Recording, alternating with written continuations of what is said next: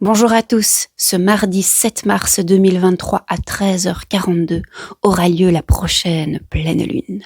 Comme d'habitude, lors d'une pleine lune, la lune et le soleil se trouvent dans des signes complémentaires. Cette prochaine pleine lune aura lieu dans le signe de la Vierge, tandis que le soleil se trouvera toujours dans le signe du Poisson. Alors, cette pleine lune a quelque chose de particulier, très égoïstement parlant, qu'elle tombe exactement le jour et presque l'heure de mon anniversaire. Donc, j'ai l'intention de faire un rituel de pleine lune dans la joie et la bonne humeur. Encore plus que d'habitude, j'ai envie de dire, parce que souvent on va trifouiller dans notre inconscient, on va découvrir des trucs qui nous font mal, qu'il faut guérir et tout, et là j'ai envie de faire un truc plutôt dans la joie, dans la bonne humeur.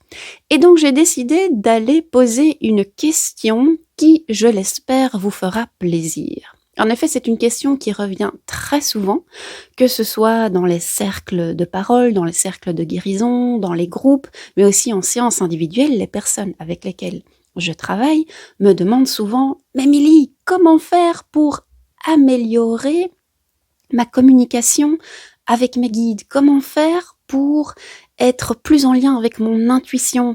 Comment faire pour améliorer mes dons psychiques ?»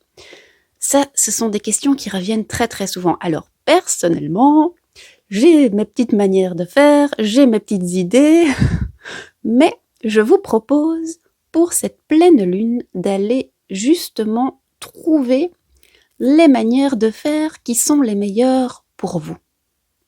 Alors, je choisis pas juste cette question parce que c'est mon anniversaire et que j'ai envie de vous faire plaisir. Je choisis aussi cette question parce que ça a totalement du sens d'aller la poser ce mardi. En effet, cette pleine lune a lieu dans l'axe Poisson-Vierge. Qu'est-ce qu'on sait du Poisson? C'est que c'est le signe, c'est l'archétype le plus en lien avec son inconscient et avec des vérités venant d'autres dimensions. Donc ça, on est bon, on est dans le sujet. La Vierge, elle est beaucoup plus terre à terre. Son immense qualité, et vraiment, c'est que c'est le signe, j'allais dire archéologique. Alors là, je suis perdue, quoi.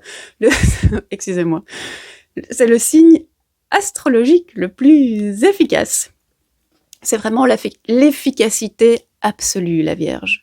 Vous lui donnez un but à atteindre, elle va être hyper organisée, hyper méthodique, elle va tout mettre en place pour que le but soit atteint, que ce soit pour elle ou que ce soit pour les autres. Donc elle est vraiment bien ancrée dans la matière, elle est bien ancrée sur Terre, elle est bien ancrée dans la 3e dimension.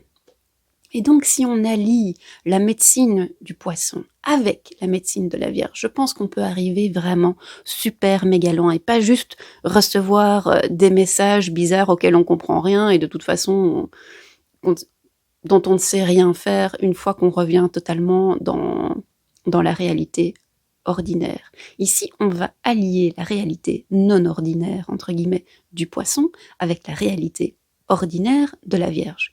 Et quand je dis ordinaire, c'est pas un gros mot, hein.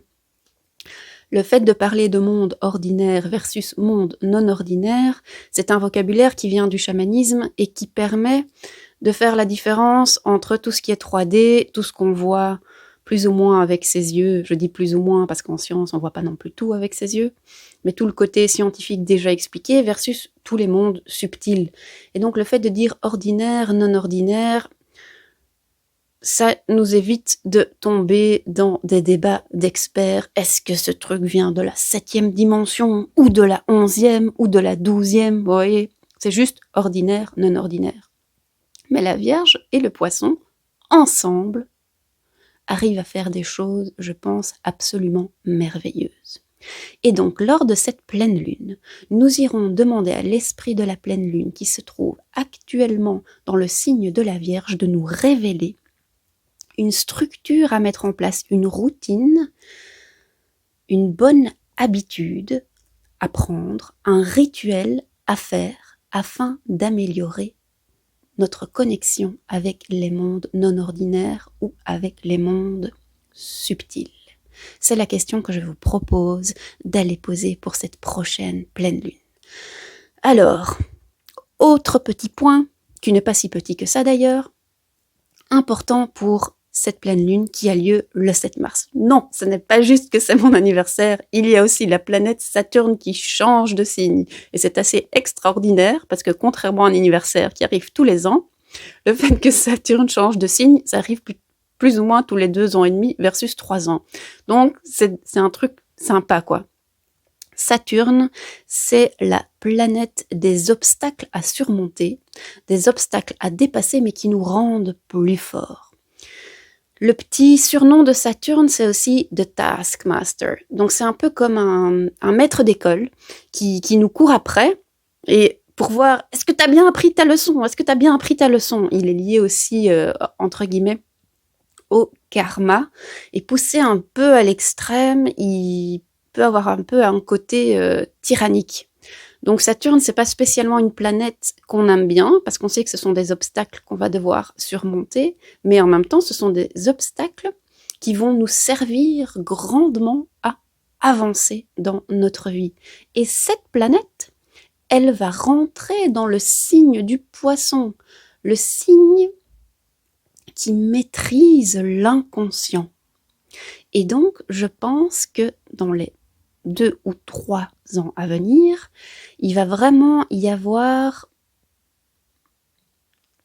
une force qui va nous pousser à aller regarder bien en face notre inconscient, nos ombres. Alors évidemment, moi c'est mon truc, moi c'est mon dada, et je suis intimement persuadée que si vous voulez améliorer votre connexion au monde subtil, aux autres dimensions, le truc qui est catégoriquement super méga important, c'est de regarder en face vos ombres et de vous avouer tout ce que vous n'avez pas envie de vous avouer, tout ce que vous avez rejeté, tout ce qui est caché, et bien de reprendre le ownership de tous ces trucs que vous n'aimez pas.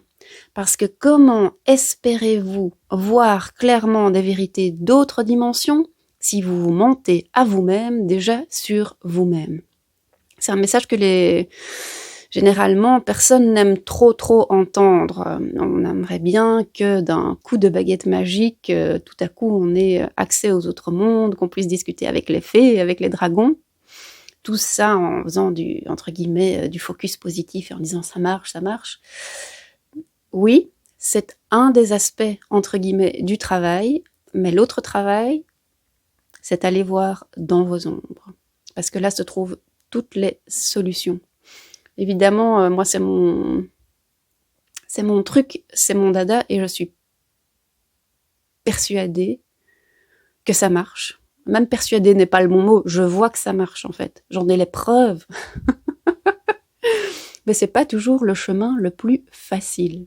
Mais donc, j'ai envie de vous dire, quelque part, si, lors de cette pleine lune, vous recevez un rituel ou quelque chose à mettre en place, et que vous dites « Oh, ça ne marche pas, c'est vide, je ne sais pas », mais ne vous inquiétez pas, vous avez 2 à 3 ans pour mettre en place tout ce qu'il faut, pour nettoyer tout ce qu'il faut, pour ouvrir à fond vos capacités de perception.